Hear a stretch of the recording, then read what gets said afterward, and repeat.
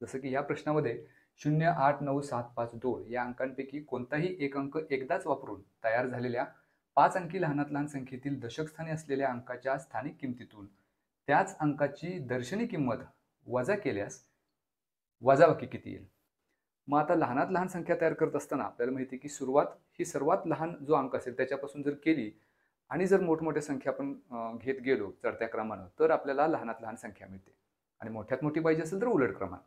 आता इथं लहानात लहान संख्या आपल्याला मिळवायची आहे. मग 0 सुरुवात करायची का? कारण 0 हा सर्वात लहान दिसतोय.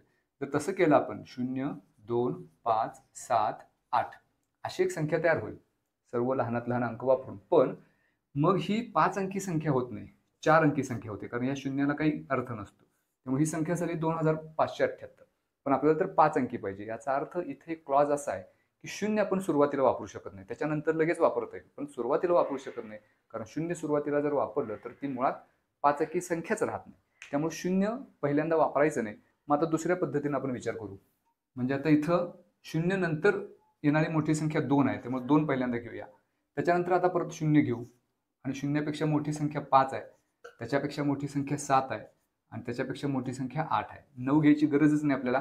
ही संख्या होईल 5 अंकी लहानात लहान संख्या. या लहानात लहान संख्येतील दशक स्थानी असलेल्या, मग दशक स्थानी 7 आहे, तर त्या अंकाच्या स्थानिक किमतीतून त्या अंकाची दर्शनी किंमत वजा केली. मग याची स्थानिक किंमत काढायची म्हणजे या 7ला 10 ने गुणायचं, कारण 7 दशक स्थानी म्हणजे त्याची स्थानिक किंमत झाली 70 आणि त्याची दर्शनी किंमत किती आहे तर 7 आहे. तर ते वजा करायचं आहे. 70 वजा 7 उत्तर येईल 63. त्यामुळे वजा